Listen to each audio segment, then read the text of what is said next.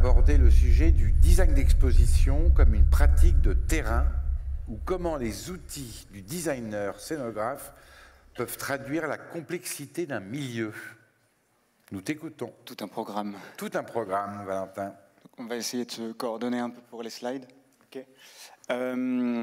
Bonjour à tous. La joie de passer le soir, c'est qu'on est nourri de toutes les discussions qui ont été faites avant, notamment l'introduction de Sophie Penn juste avant, qui a quand même posé énormément de choses, donc je vais essayer de ne pas me répéter, mais peut-être vous allez trouver quelques illustrations de certains concepts qui ont été posés.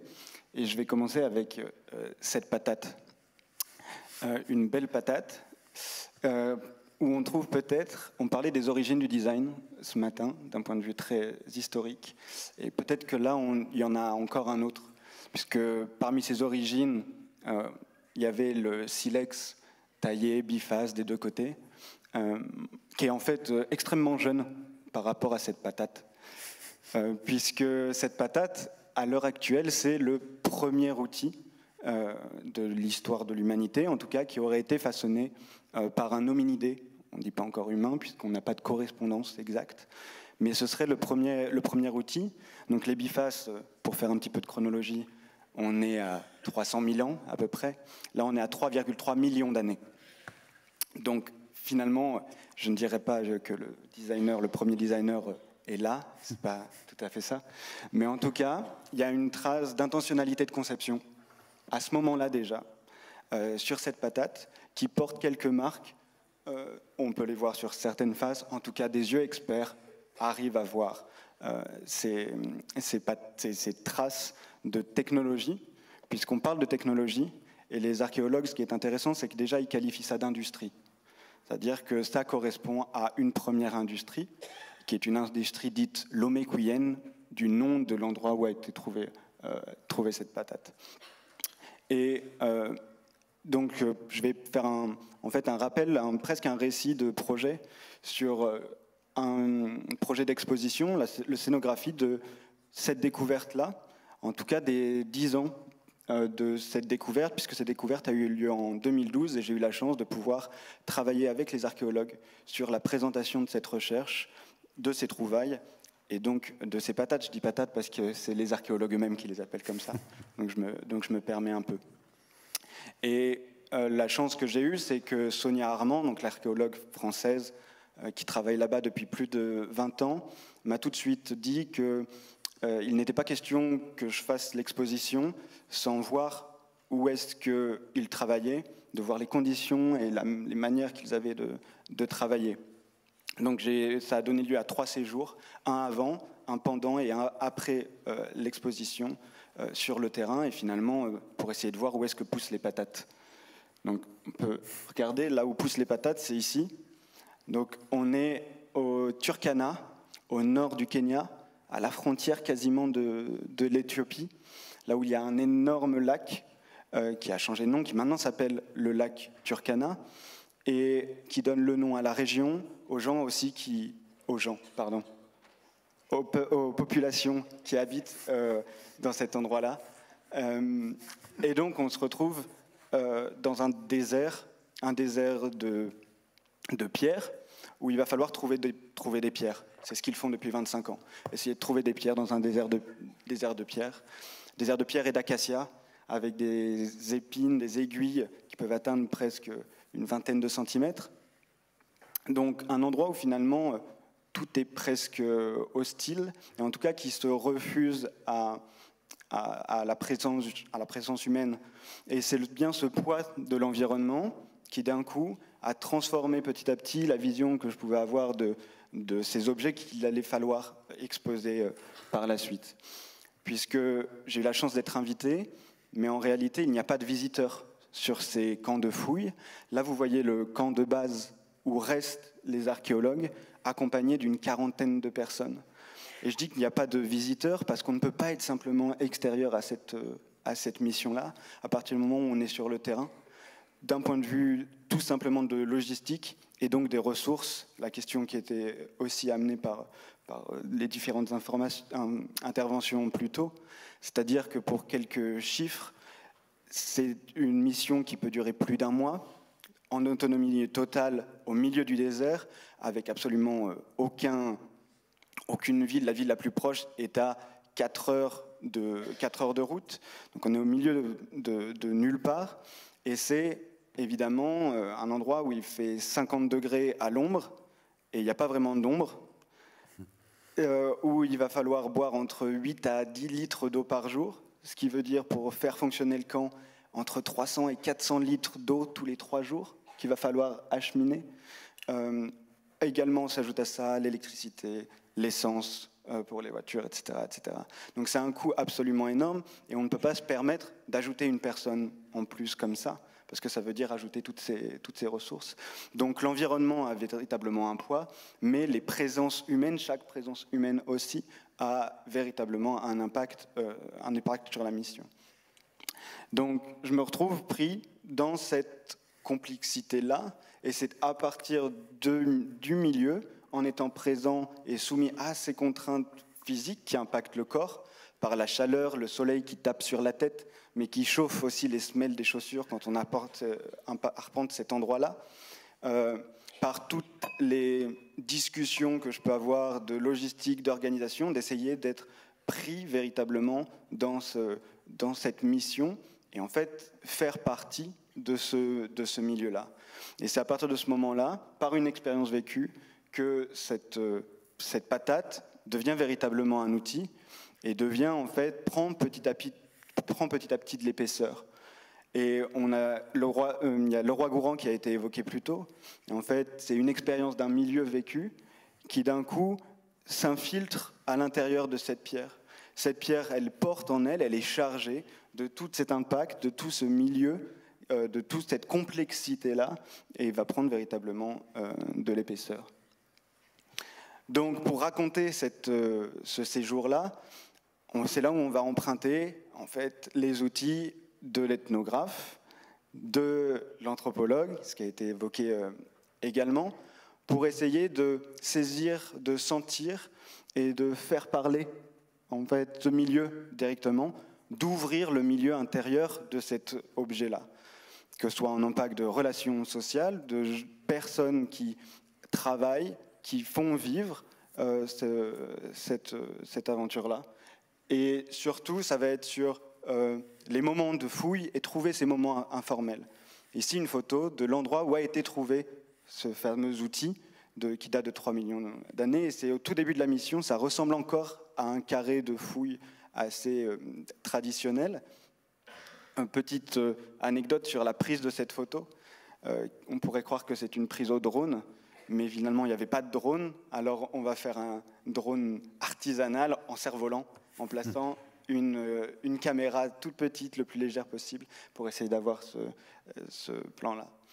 Donc, on va utiliser les outils de l'ethnographie pour écouter les voix de ce milieu, pour écouter les personnes qui ont fait ce projet, puisque les archéologues, évidemment, ont emmené avec eux énormément de choses, mais tout ça n'est possible que par l'expérience, que par la manière d'habiter ce site de fouille et ce milieu-là, qu'ont eu, alors, tout d'abord, Hélène Roche, qui a été chargée du projet, invitée par Yves Coppens, qui travaillait sur cette zone-là, puis Sonia Armand. Et en fait, toute cette entrée en complexité n'est possible que par le fait d'habiter ce milieu-là, de par la confiance que les personnes ont eue avec ces archéologues-là, en connaissant les familles, en intégrant au terrain et au campement parfois le grand-père, le père, le fils, créant une autonomie extrêmement locale et pouvant discuter aussi avec les chefs de village à côté qui vont autoriser la venue de l'eau, etc., etc. Et tout ça n'est possible que par cette résidence sur le terrain, sur le temps extrêmement long. Pour revenir aux outils, ici, c'est faire parler directement les Turkana. Vous avez à la gauche de l'image Sami Lokorodi, qui est le découvreur du site, celui qui a trouvé l'endroit, qui connaît chaque colline de ce désert, chaque grain de sable, et qui un jour a dit « Ici, j'ai vu des pierres qui ne se ressemblent pas aux autres ». il a un œil extrêmement affûté.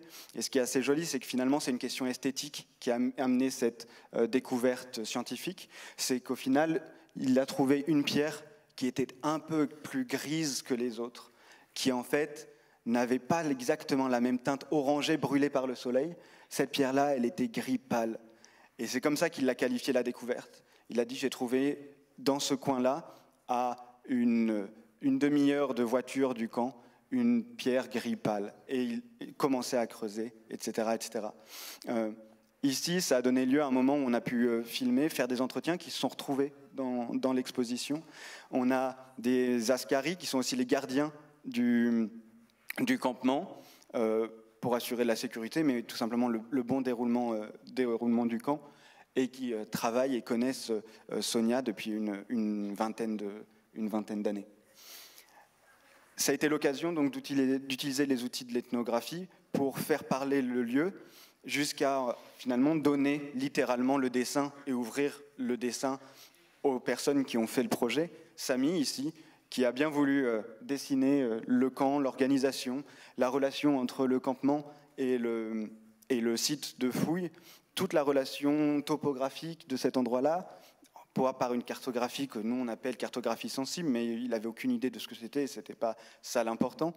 Mais par contre, ça a donné des indications sur ce qu'il fallait mettre dans l'exposition pour pouvoir faire parler les pierres. Et entre autres, il y avait la vie dans ce campement, l'importance de la cuisine, de la ressource de nourriture, du moment du thé, de toutes ces petites quotidiennetés qui permettent à la mission véritablement d'advenir, une vision un peu plus grand format de cette cartographie sensible, où on voit la table en énorme, particulièrement important. Ouvrir le dessin, ça a été aussi l'occasion lors du deuxième séjour, en fait, au moment du montage de l'exposition, avec les fundis. Donc les fundis, ce sont les artisans. On revient à cette question de la présence de l'artisan dans ces chaînes de projets. Et on a ici Peter, Henri et Munti. Il y avait Charles qui n'est pas présent sur la photo, mais qui sont les artisans dédiés du muséum. On a eu la chance donc, de travailler au Muséum national du Kenya, à Nairobi, pour l'ouverture de cette exposition. Et ils ont leur propre service et scénographie et leurs propres ateliers. Et en réalité, j'ai dessiné de loin les premières structures avec des relais sur place de l'équipe, notamment Nicolas Taylor, qui est un des archéologues. Mais pour faire toute la ressourcerie de matériaux, savoir ce qui était possible, typiquement je commence à dessiner en bois parce que c'est plus léger, parce que c'est des habitudes, mais en fait le bois coûte une fortune au Kenya, donc on a fait tout en métal, ce qu'on peut voir ici, ce qui correspondait aussi à leurs ateliers, à leur savoir-faire.